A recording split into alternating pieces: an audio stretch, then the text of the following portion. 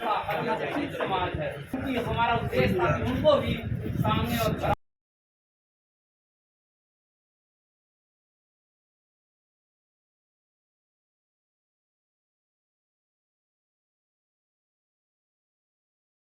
देखिए, आज की जो यह प्रेस वार्ता आयोजित हो रही है वह देश की पहली पार्टी ओबीसी पिछड़े समाज की ओबीसी पार्टी का घोषणा है। जैसा कि हम सब जानते हैं कि 20 अप्रैल को इलेक्शन कमीशन ने हमें इसका रजिस्ट्रेशन सर्टिफिकेट दे दिया। देश की पहली पिछड़ों की पार्टी हमारी बनी है। आज तक ये पार्टी बनाने की जरूरत क्यों पड़ी? इससे पहले हम लोग संगठन के रूप में ओबीसी आर्मी के रूप में पूरे देश में काम करते थे, सड़क से लेकर के संसद तक लड़ने का काम करते थे।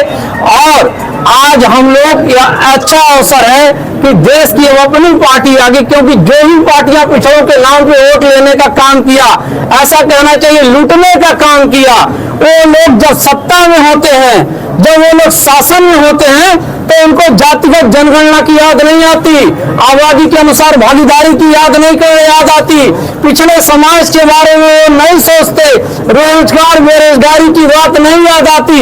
मगर जब सत्ता से बाहर जाते हैं तो उनको तमाम दलित पिछड़ा और सारा अनुसूचित समाज दिखाई देने लगता है, माइनॉरिटी दिखाई देने लगता है। तो हम लोगों ने दिल्ली में 4 मार्च को 7 राज्यों के लोगों की बैठक हुई थी, जिसमें 35 से अधिक पिछड़ी जातियों के लोग प्रतिनिधि शामिल हुए थे। और लोगों ने निर्णय लिया कि ओबीसी समाज धोखा नहीं खाएगा, ओबीसी समाज अब अपनी पार्टी खुद बनाएगा, जो देश के सबसे बड़ा जनसंख्या वाला भाग है। तो हम लोगों ने ओबीसी पार्टी बनाने का निर्णय लिया और 2027 में उत्तर प्रदेश में सरकार बना करके ओबीसी पार्टी की इसका आगाज होगा। क्योंकि देश में सबसे बड़ी अगर कोई आबादी है तो ओबीसी समाज की आबादी है। अब ओबीसी समाज बहकेगा नहीं, अपने अधिकारों की लड़ाई स्वयं लड़ेगा और ये ओबीसी पार्टी में 100% को टिकट दिया जाएगा। 70% टिकट पिछड़े समाज को दिया जाएगा, 20% से 25% टिकट अनुसूचित जाति और जनजाति को दिया जाएगा और बाकी बचा माइनॉरिटी समाज को दिया जाएगा।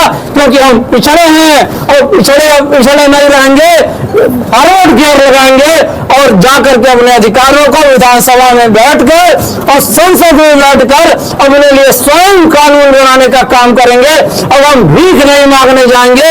अब पिछड़ा समाज ये जो जातिगत पार्टियां बन गई हैं, ये केवल अपने परिवारवादी पार्टियां हैं, अपने परिवार का हित देखती हैं और लाखों लाख अलग अलग करोड़ों अलग पिछड़ी जातियों को ठगने का काम कर रही है। तो हमारा आगाज आज शुरू हो चुका है।